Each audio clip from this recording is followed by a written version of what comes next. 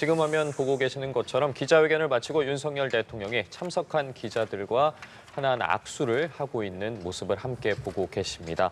이번 질의응답 10시 25분 정도부터 시작이 됐고 11시 38분까지 약 1시간 15분 정도 정치, 외교, 경제, 사회 순으로 질문이 이어졌습니다. 예, 워낙 폭넓게 질문이 나왔기 때문에 저희도 지금부터는 좀 하나씩 좀 살펴보도록 하겠는데요.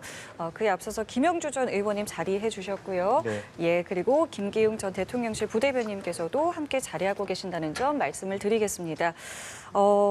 대변인님, 제가 앞서 질문을 드렸을 때 1시간을 조금 넘길 수도 있을 것 같다라고 말씀을 해주셨는데 1시간은 15분 정도 진행이 됐죠. 전반적으로 국민들의 어떤 궁금증이 충분히 해소된 그런 자리였다라고 생각을 하시는지 어떻게 좀 보셨습니까? 충분하다고 볼 수는 없지만 그래도 국민들이 궁금해하는 부분에 대해서 기자분들도 질문을 했고 대통령도 답변을 했는데 저는 우선적으로 드는 게 이제 김건희 여사 관련해서 여러 가지 논란 중에서 이제 지금 특검도 야당에서 공세를 펴고 있는데 이 부분에 대해서 어떻게 생각하는지 특히나 이제 지난 2월 KBS 대담에서 대통령이 했던 워딩에 대해서 국민들이 좀 미흡한 거 아니냐 이런 지적이 있었거든요. 이 부분에 대해서 대통령이 명시적으로 현명하지 못한 처사다. 그리고 국민들이 걱정하는데 이거에 대해서 사과한다. 그래서 유감 표명을 했습니다. 그 이외에 그리고 나서 이제 검찰 수사에 대해서는 일종의 이제 가이드라인이 될 수 있기 때문에 대통령으로서 이 부분에 대해서 언급하는 것들은 뭐 영향을 줄 수 있기 때문에 말씀을 아꼈고요. 예. 공정하고 엄정하게 할 것이다 이런 부분을 했습니다. 그리고 특검에 대해서 여러 가지 이제 야당의 그런 특검에 대해서는 조금 문제가 있다. 정치적인 어떤 정쟁적인 요소가 있다. 그런 부분을 좀 말씀을 하셨고요.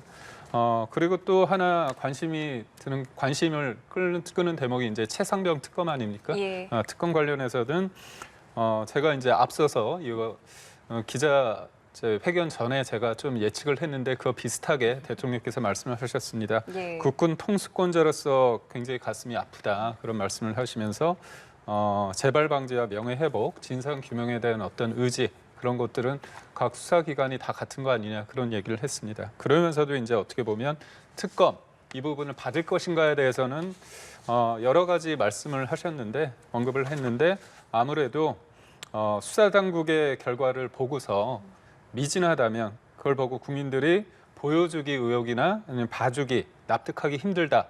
그럴 경우에는 내 자신이 특검을 주장하겠다. 그런 얘기까지 했거든요. 그런 부분이 있고 또 제가 또 총선 패배 관련해서 그런 질문이 나올 거라고 했는데 예. 첫 번째 질문으로 나왔거든요. 그랬죠. 어떻게 보면 지금 여당 내에서 백서도 하고 있는데 이번 총선의 패배 누구 탓이냐 누구 책임이냐 그런 설왕설래가 있는데 이 부분에 대해서 대통령이 명시적으로 국민들의 평가가 우리가 많이 부족했다 그런 부분을 했기 때문에 저는 더 많은 얘기가 오면 더 좋겠지만 그래도 중요한 대목에 대해서는 대통령이 입장을 좀 냈다. 네. 이렇게 평가하고 싶습니다. 예, 구체적인 사안에 대해서는 지금부터 이제 하나씩 알아보겠지만 일단 전체적으로는 좀 어떻게 들으셨습니까? 우선 대통령께서 너무 그러니까 그 2년을 맞이하는 소회에서 여러 가지 과거에 비해서는 톤 다운이 됐거나 총선 결과를 반영하는 그런 모습은 있었다고 봐요.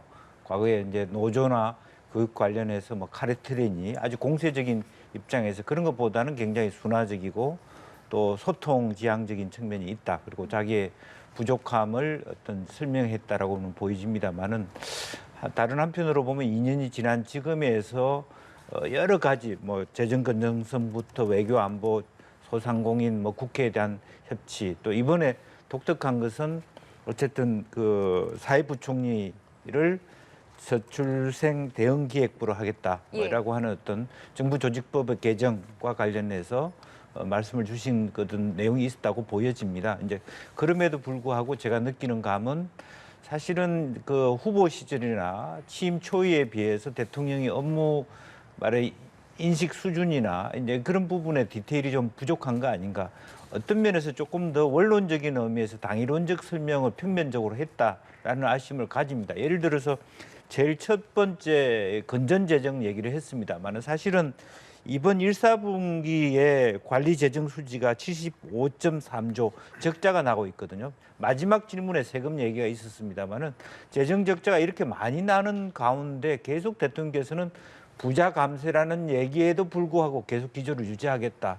저는 앞뒤가 안 맞는 얘기라고 봅니다. 가령 설명을 한다 그러면 이런 일들을 해야 된다고 하면 이 재정 적자를 위해서 말하자면 그동안에 이제 감세할 부분들은 이 정도는 제가 포기를 하겠다. 재정이 부족하기 때문에 이런 어떤 그 내용적인 변화, 2년 이후에 소위 인수위 때 만들어냈던 백석지향적인 어떤 국정 지표 중에 내가 해보니까 잘 안 되는 부분은 이렇게 수정하겠다는 얘기가 있어야 되는데 그와 비슷한 얘기들을 그대로 합니다. 지금 금투세 폐지도 말씀하셨습니다마는 자본시장을 위해서 금투세 폐지는 됩니다마는 그러려면 1년에 1조 정도의 적자가 나는 부분에 대해서는 어떻게 해결하겠다든지 또 혹은 이참에 그저께 민정수석실을 부활했습니다마는 내가 민정수석실을 원래 폐지하려고 했는데 이런 이유로 부활할 수밖에 없었다.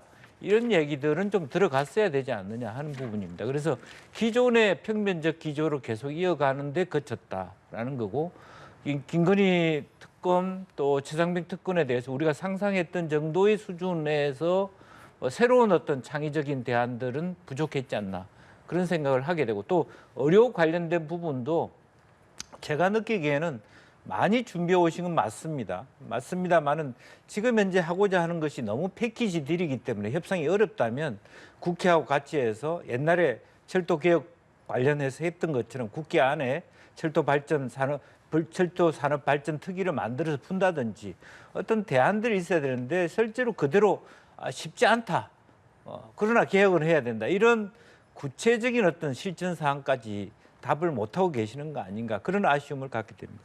예, 알겠습니다. 두 분께서 이제 총평을 해주셨고요. 좀 하나씩 좀 일단은 살펴볼게요. 일단은 가장 먼저 이제 정치 현안에 대한 질문이 있었고 말씀하신 것처럼 총선 패배를 어떻게 진단하느냐 그리고 앞으로 남은 3년간의 이제 국정 기조를 어떻게 가져가겠느냐라는 질문이 있었는데 여기에 대해서는 이제 일관성을 좀 유지할 것과 그다음에 이제 고쳐야 될 것을 좀 세심하게 가려보겠다라고 했습니다. 앞서 뭐 대국민 메시지에서도 이제 관련한 이야기들이 좀 나왔잖아요. 뭐 어떤 것들을 좀 기대해 볼 수 있겠습니까? 그러니까 저는 사실 이번 총선의 미니 이 부분이 야당에서는 어떻게 보면 국정 기조를 바꾸라. 그다음에 또 하나는 특검을 어떻게 보면 받아들여라. 거부권 행사하지 말라. 이런 쪽으로 조금 보고 계신다면 저도 그렇고 지금 대통령실 그리고 대통령이 보는 부분은 협치를 해서 성과를 내라. 물가, 민생고를 해결해라. 그런 부분이거든요. 그렇다면 총선에 대한 부족한 부분이 있다고 했을 때 국민들의 평가가 많이 부족하다고 했을 때 과연 어떤 부분에 대해서 부족하다고 보면 지금 5년 정부, 문재인 5년 동안에 이념에 점철된 어떤 경제, 소위 말해서 소득주도 성장에 대해서 문제점, 탈원전 정책, 그런 부분에 대한 그리고 현상 유지적인 포퓰리즘적 정책에 대해서 분명한 선을 긋고 윤석열 정부는 출범을 했습니다. 그런데 정책별로 예를 들면 탈원전 문제가 지금 문제인 건지 아니면 노사 법치주의가 문제인 건지 아니면 시장과 민간의 영역을 인정한 그런 부분, 과도한 정부 개입이 아니라 그런 시장 논리에 대해서 수요와 공급에 맞게끔 하는 경제 정책이 맞는 건지를 봤을 때 국민들의 평가는 문재인 5년 시즌2로 돌아가라는 건 아니라는 거로 분명히 인식하고 있거든요. 결국 어떻게 보면 너희가 어떻게 보면 국정의 책임감을 갖고 해야 되는데 하다 보니까 어떻게 보면 소통하지 못하는 부분, 그다음에 어떻게 보면 최상병 특검 같이 그다음에 김 여사 부분에 대해서 좀 더 진솔한 대화, 진솔한 얘기나 그런 부분에 대한 아쉬움이 있는 거거든요. 그렇기 때문에 대통령 입장에서는 국정기조를 전환하라고 하는데 어떤 부분에 대해서 전환할까 보면 기존에 가졌던 확고한 경제정책이나 외교정책에 대해서 그런 부분을 수정하라는 거라고 받아들이기는 좀 힘들다고 보고요. 저 또한 민심이 그러라고 보지는 않습니다. 그렇기 때문에 대통령이 얘기하는 건 어떤 소통과 민생, 국민의 목소리를 경청하는 거고 그런 어떤 방법론에 대한 어떤 기조 변화를 언급할 수밖에 없지 않은가. 이 부분은 어떻게 보면 문재인 정부와 윤석열 정부가 어떤 사안을 접근하는 방식이 다를 수밖에 없고 대선을 통해서 옳은 선택을 받았다. 다만 총선의 민의는 대선으로 복귀하라는 게 아니라 5년 전으로 2년 전으로 돌아가는 게 아니라 이런 소통의 문제점에 대해서 풀어가라, 협치하라. 그런 쪽이라고 판단하고 있는 것 같습니다. 실제로 협치에 관한 질문이 나왔을 때 뭐 야당 대표들과 앞으로 적극적으로 만나겠다, 뭐 선을 긋지 않고 열어두겠다. 다만 한 술에 배부를 수는 없는 것이다라고 대답을 했습니다. 네, 협치 여지는 명확한 것 같고 어제도 무슨 이재명 대표 건강에 대해서 뭐 전화를 했다든지 그런 기조는 큰 틀의 변화를 긍정적으로 우리가 볼 수밖에 없고 아까도 얘기했습니다만은 조국 대표든 이준석 대표든 뭐 만날 수 있다 열어놓겠다는 것은 장점이라고 봅니다. 다만 이제 우리 부대변인 말씀 중에서 제가 우려하는 것은 이런 겁니다. 문재인 정부의 실패를 정반대와 똑같은 방식으로 답습하고 있다. 예를 들면 원자력 정책입니다. 원자력 탈원전해서 원자력 산업을 문재인 정부가 상당히 말하자면 경쟁력을 약화시켰다 그러면 이 정부에 들어와서는 원자력 기조 아까 대통령께서 말씀을 다시 생태계를 복원했는데 지금은 어떻게 되냐면 그 문제 때문에 아리백 문제가 전혀 산업에 들어오지를 진입하지를 못하고 있어요.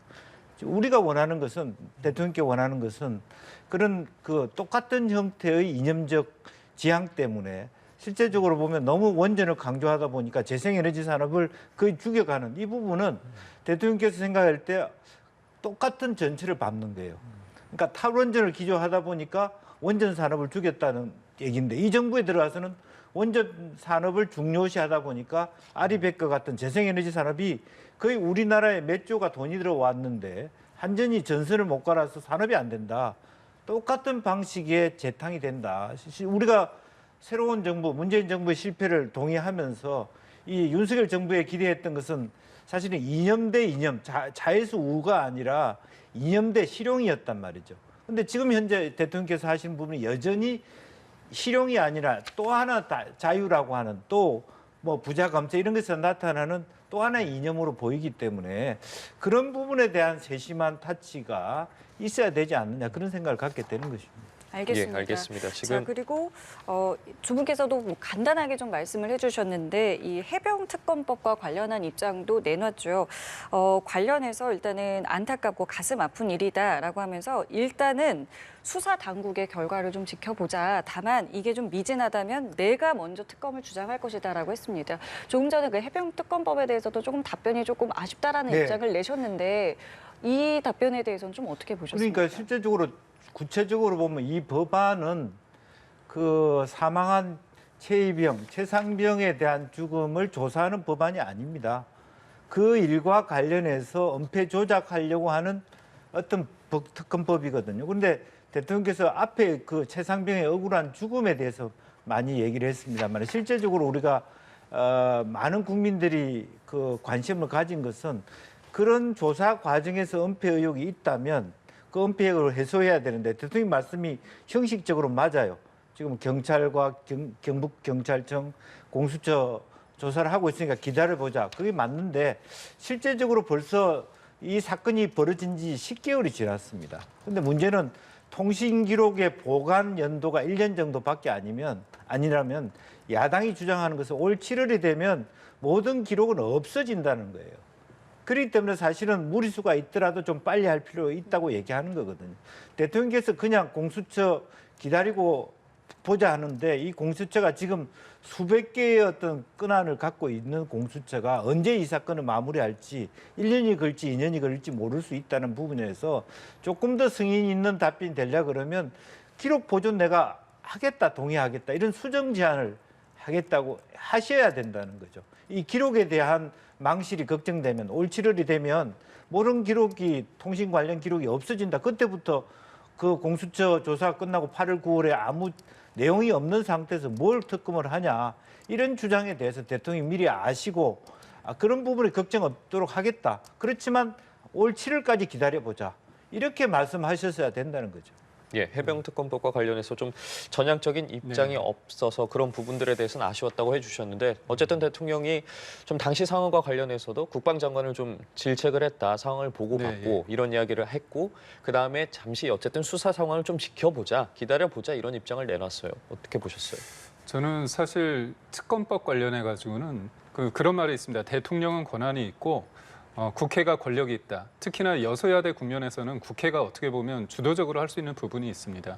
그러니까 저는 좀 안타까운 게 뭐냐면 영수회담, 모처럼 영수회담을 해서 그 다음에 소위 말해서 옥동자를 낳았습니다. 이태원 특별법 통과되지 않았습니까? 그때 어떻게 됐냐면 소위 말해서 야당에서 주장하고 있던 압수수색 영장을 의뢰할 수 있는 권한, 그 다음에 불송치하고 수사 중지된 사건을 직권으로 조사할 수 있는 권한, 이거를 야당이 양보했습니다. 그리고 여당은 뭐냐면 특조위 관련해서 여야 합의해서 여야 협의로 양보를 하고 그다음에 기간도 최대 15개월 하도록 양보를 했거든요. 그렇다면 이번에도 보면 제가 볼 때 특검이 진짜 원한다. 이게 소위 말해서 대통령의 거부권을 계속 유인하기 위해서 불통의 이미지를 쌓기 위한 게 아니라 이런 진실 규명을 위해서 한다고 한다면 양보할 수 있어서 사실 양보할 수 있는 부분이 있거든요. 지금 특검 관련해서 추천권이 민주당이 2명입니다. 사실상 민주당 원하는 사람이 할 수밖에 없거든요. 그다음에 또 하나는 보면 인지된 사건은 계속 다 수사할 수 있습니다. 소위 말해서 별건 수사도 가능하고 결국은 대통령의 윗선이라면 대통령에 대해서 수사를 하고 싶기 때문에 한다는 거거든요. 결국 이런 정치적인 그리고 정쟁이 될 수 있는 가능성을 제거하면서 양보할 수 있는 양보하면 대통령은 당연히 특검을 받겠죠. 그리고 또 하나가 뭐냐면 공수처를 지금 하자는 게 아니지 않습니까? 공수처는 진행되고 있습니다. 그리고 홍익표 원내대표는 유재은 법무관리관이 나와가지고 제 수사를 받고 있는 부분에 대해서 뭐라고 얘기하냐면 굉장히 본격적인 수사가 되고 있다. 그런 얘기를 하고 있어요. 나름 긍정적인 평가까지 하고 있습니다. 근데 이 공수처를 누가 주장을 했느냐. 2002년도에 문재인 대통령의 공약이었고 17년 동안 진짜 민주당 쪽에서 시종일관 주장을 해가지고 21년도에 만들어졌습니다. 200억이 매일 들어가고 있습니다. 그렇다면 대통령이 이거에 대해서 안 한다는 게 아니라 공수처와 경찰 수사하는 부분을 보고 문제가 있으면 당연히 특검하는데 되게 떠밀려서 하는 게 아니라 이런 여론이 있으면 내가 앞장서서 하겠다. 이 정도 됐으면 너무 이 부분에 대해서 지금 힘이 있으니까 조금 기다려주시면 좋지 않을까 그런 생각입니다. 예. 자, 그리고 김건희 여사 특검과 관련해서도 앞서 말씀을 잠깐 해주셨습니다마는 현명하지 못한 처신으로 국민께 걱정을 끼쳐서 사과드린다고 이제 유감 표명을 했습니다. 그리고 다만 지금 검찰 수사와 관련해서 이제 언급을 하는 것이 약간의 이제 개입으로 비칠 수 있기 때문에 그 부분에 대해서는 이제 발언을 하지 않았습니다마는 공정하고 엄정하게 잘 할 것으로 생각한다라고까지 했습니다. 그래도 유감 표명이 좀 나왔거든요. 유감 표명이 나왔고 그러면서도 살짝 본인이 좀 억울하다 그런 모순적이다 그런 말씀도 하셨어요 아까. 그래가지고 그 수사를 문재인 정부 때 했기 때문에 자신을 공격하기 위한 좀 매우 공격적인 수사가 있었기 때문에 사실 이제 와서 그걸 특검하자 그건 제가 보더라도 민주당에서 사실은 과거 본인들이 여당 시절에 어떤 조사가 미진했다는 것을 스스로 자인하는 듯한 얘기가 되기 때문에 민주당으로서 좀 조심할 필요가 있다라고 보여지고 대통령께서 그런 말씀하실 수 있다고 저는 생각이 듭니다. 예, 관련한 내용과 입장 발표가 어디까지 또 어느 수준까지 나올지에 대해서 좀 관심이 쏠리지 않았습니까?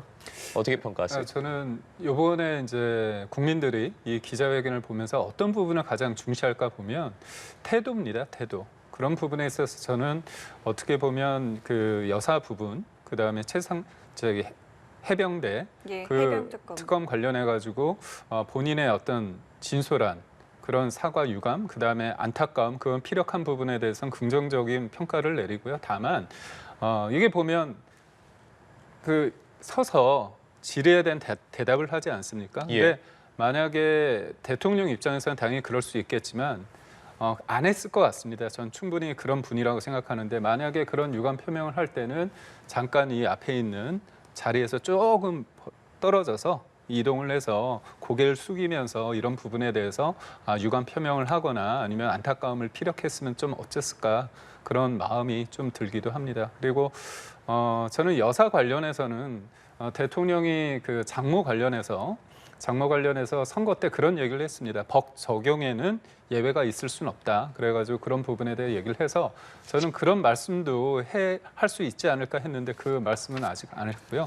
그다음에 저는 그렇습니다. 이게 보면 이 기준점이라는 게 똑같이 잘못해도 여당 집권 세력이 잘못을 하면 더 엄중하게 평가를 받고 엄중하게 질책을 받는 게 맞다고 봅니다. 그렇기 때문에 가족 문제, 여사 문제 관련해서 힘든 상황일지라도 저는 적극적으로 좀 어떻게 보면 박절하지 못하다, 박절하다, 매정하다 그럴 정도로 어떻게 보면 대통령이 언급을 해도 국민들은 다 알 겁니다. 이게 이른바 몰카 공작에 의한 부분에 대해서 얘기하지 않더라도 그럼 이게 일종의 어떻게 보면 소위 말해서 취재를 통한 어떻게 보면 낚시 아닙니까? 그런 부분을 알고 있거든요. 그렇기 때문에 더 도리어 대통령이 그런 적극적인 어떤 유감 표명이 더 필요했으면 어떻을까 그런 생각을 좀 해보기도 합니다. 예.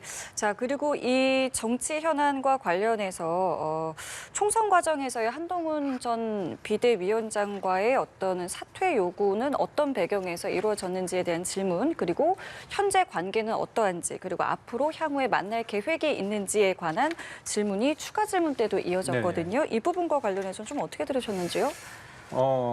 질문에 대해서 대통령의 답변은 길진 않았습니다. 예를 들면서 그 사퇴 요구 관련해서는 점심을 먹는 자리에서 오해가 있었다 이렇게 말씀을 하고, 그다음에 지금의 한동훈 전 비대위원장에 대해서는 주요 정당의 어떤 총선을 지휘를 하고 확고하게 정치인으로서 자리매김을 했다. 그러면서 정치인으로서 걸어갈 것이다 하고, 추가 질문에 있어서 저번에 오찬 관련해서 한동훈 전 비대위원장이 어떻게 보면 사실상 건강상의 이유로 거절을 한 거 아닙니까? 그렇다면 좀 만난 게 있느냐, 연락한 게 있느냐 했을 때 대통령 입장에서는 기다리고 언제든 뭐 밥 먹을 수 있는 거 아니냐 그렇게 얘기를 했는데요.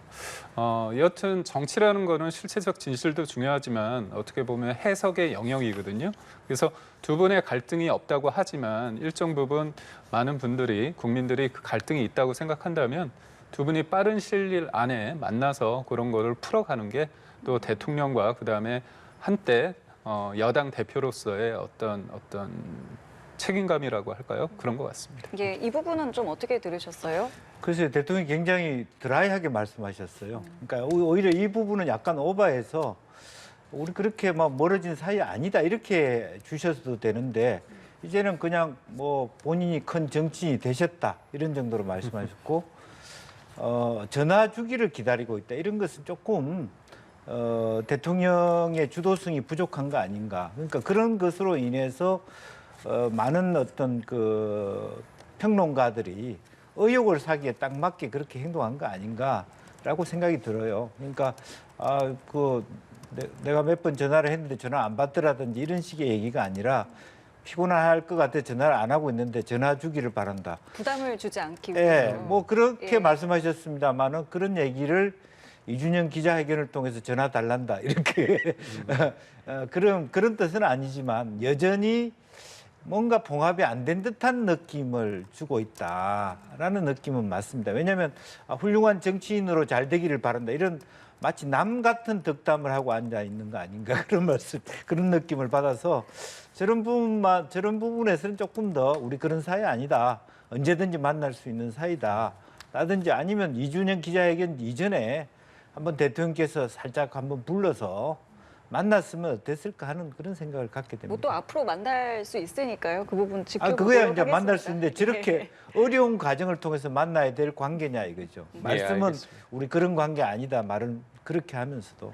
예, 두 분과 앞서 어쨌든 30분 넘게 이어졌던 정치 분야 관련 질의응답에 대해서 좀 짚어봤고, 이번에는 질의응답 순서에 맞게 좀 외교 안보에 대한 이야기 나눠보도록 하겠습니다. 이 부분에서 첫 질문으로 트럼프 전 대통령의 주한미군 방위비에 대한 이야기부터 시작을 해서 뭐 북러 관계, 또 일본과의 관계 등에 대해서 상당히 다양한 분야에 대한 질문이 나왔어요. 어떻게 보셨어요? 외교 안보 분야에 대한 질문과는. 저는 대통령이 그 여타 다른 영역에 비해서 외교 관련해서 국민들한테 높은 점수를 받고 있습니다. 그래서 여러 가지 현안에 대해서 질문이 있었는데 대통령이 제가 볼 때는 본인의 입장, 그다음에 민감한 부분에 대해서는 내가 너무 가정을 전제로 하거나 국익에 침해될 여지가 있는 부분에 대해서는 소위 말해서 수위 조절을 하면서 저는 잘 했다고 보고요. 무엇보다도 주한미군 관련해서는 딱 질문이 들어왔을 때 방위비 분담금, 굉장히 어떻게 보면 트럼프 전 대통령이 이 부분을 가지고 자기의 어떤 선거 캠페인 전략으로 쓰고 있는데요. 이 부분에 대해서는 공개적으로 답변하기 힘든 부분이라고 선을 두면서, 그럼에도 불구하고 어떤 한미동맹, 미국 조야가 상하원 그다음에 행정부가 강력한 지지를 하고 있다. 그거는 사실 제가 작년에 미국을 여러 번 갔을 때 그때 현장에서 느낀 부분이거든요. 사실 아메리칸 파이 그 노래에 팝송을 잘 불렀다는 게 아니라 어떻게 보면 그만큼 한미 간에 그다음에 그러니까 미국이 한국을 바라보는 시선이 뭐냐면 단순히 우리가 도와줬기 때문에 얘네들이 지금 잘 산다가 아니라 우리가 왜 피땀을 흘려가지고 한국인 알지도 못하는 나라까지 가가지고 목숨을 바쳤는데 이 나라가 우리와 같은 자유라는 가치를 통해 가지고 동맹을 한다. 이 부분에 어떻게 보면 높은 점수를 준 거거든요. 그런 걸 공유하는 거거든요. 그런 부분에 있어서 대통령은 지금의 트럼프에 대해서 얘기를 했을 때 사람들이 이 불안한 요소가 있지 않습니까? 그렇지만 대통령이 된다 손치더라도 트럼프 개인이 할 수 있는 게 아니라 상원, 그다음에 정치권, 그다음에 행정부가 한미 동맹을 바라보는 시선은 굳건하다 해가지고 제가 볼 때는 일정 부분 이 부분에 대해서는 명확한 입장을 밝혔다고 봅니다. 그리고 북한 관련해서 우크라이나 관련해서 살상용 무기 지원 관련해서는 계속 정부의 입장이 이 부분에 대해서는 어떻게 본다면 불법적인 부분 관련해서는 인도적이고 재건을 할 수 있는 지원에 대해서 우리는 포커스가 있고 어떤 살상용 무기는 지원하지 않는다는 방침에 대해서 재확인을 했습니다. 예. 자, 수위 조절 등이 전체적으로 잘 이루어졌고 정부의 명확한 입장 등이 담겼다고 평가를 해주셨거든요. 같은 생각이십니까? 저는 이번에 대통령 말씀 중에 외교안보 말씀은 엑셀런트 했다고 봅니다. 최고점을 줄 수 있다라고 보여지고 특히 이제 우크라이나 전쟁과 관련해서 말하자면 북러 간의 레드라인을 넘는 것에 대한 대응책에 대해서 대통령이 매우 지혜롭게 우선 한미 동맹의 굳건성을 얘기하고 그 위에 있어서 러시아와 관련해서는 사안별로 협력할 것이다라고 하는 부분은 아마 초기에 외교안보 노선에서 진일보했다. 장호진 국가안보실장도 얼마 전에 우크라이나 전쟁 끝나면 한러 관계 복원할 것이다. 이런 얘기를 한 것에 대해서 답을 줬다라고 생각하고요. 우선 살상 무기를 주지 않겠다라고 하는 기본 우리 외교 원칙, 지원 원칙을 말씀하셨고 또 러시아는 대통령께서 직접 말씀하시기를 오랫동안 우리와 가까운 이웃이었다라고 하는 부분. 현재 어려움을 겪고 있지만 그래도 협력할 건 협력하겠다라고 단호하게 BBC 기자들 또 AFP 기자들한테 선언했다는 거하고 또 니혼 게이자이 쪽에서 관계 기시다 총리와의 관계 부분에 대해서 그나마도 외교안보적인 부분은 험잡을 데 없이 잘 말씀하지 않았겠나 그렇게 생각이 듭니다. 예. 자, 그리고 이어서 이제 경제 사회 분야에 대한 질문이 있었고요. 오늘 하나 눈에 띄는 것이 이제 저출생 대응기획부가 신설이 됐다라는 점입니다. 이 아이를 잘 키울 수 있는 여건을 만들기 위해서 실효성 있는 정책을 굉장히 좀 빠르게 하겠다, 컨트롤 타워를 세우겠다라는 의지를 좀 보였습니다. 이 부분 좀 어떻게 보셨어요? 그러니까 저는 어떻게 보면 지금 저출생 고령화 문제에 관련해서 많은 분들이 문제가 있다고 보는데 이게 수백조 원의 예산을 했는데도 어떤 출산율이 제고되지 못하는 부분은 다 알고 있는 거 아닙니까? 결국은 대통령이 이 저출생 대응 기획부에 대해서 언급을 하면서 1960년대 박정희 정부 때 그때 있었던 경제기획원 얘기를 하고 있습니다. 그러니까 가난에서 벗어나기 위해서 경제개발 5개년 계획을 세웠는데 그러니까 살아보기 위해서 경제기획원을 컨트롤 타워로서 했다. 그래서 경공업과 중공업 어떤 고도 성장의 어떤 컨트롤 타워로서의 경제기획원 역할에 대해서 평가를 하면서요. 그런 과정에 있어서 중구난방식으로 산별적으로 붙어 있는 어떤 예산이든 어떤 정책의 어떤 일관성을 위해서 저출생 대응 기획부가 필요하다. 그런데 기존에 있던 어떤 위원회 같은 경우는 자문적 성격이 강하기 때문에 공격적이고 그런 것들을 다 뭔가 컨트롤할 수 있고 뭔가 강하게 추진할 수 있는 그게 필요하다고 하면서 그러면서도 대통령이 저출생 대응 기획부를 언급하면서 이게 단순히 저출생 문제라는 것이 잘 키울 수 있는 여건, 일과 가정의 병립, 양립, 그다음에 국가 책임주의 부분까지 언급을 했습니다. 그렇기 때문에 저는 기자의 관점에서 본다면, 언론의 관점에서 본다면 정치적인 것도 있고 사회적인 것도 여러 가지 분야가 있겠지만 새로운 뉴스라고 했을 때 저출생 대응 기획부가 사회부총리급으로도 되고 하나의 부처로서 위원회가 아니라 책임성 있게 그리고 대통령이 미래를 준비하는 대통령으로서 분명히 이 부분을 하겠다는 강력한 의지를 표명한 것이라고 보고 예, 있습니다. 실제로 이 저출생 대응기획부 신설에 대한 답변을 하면서 의료개혁까지도 이제 언급을 하면서 이제 강하게 이 해결에 대해서 중요성을 이제 좀 강조를 하는 모습을 좀 볼 수 있었습니다. 네. 대통령께서 퍼블릭 케어라는 말씀하셨는데 어쨌든 보면 생애 주기별로 저출생 문제를 다차원적으로 하겠다. 사회부총리죠. 그러면은 실제로 보면 출산부터 교육, 사회 연금까지 이어지는 전체적인 것을 한번 컨트롤 타워를 만들어 보겠다. 저는 시기적으로 맞는 얘기라고 생각합니다.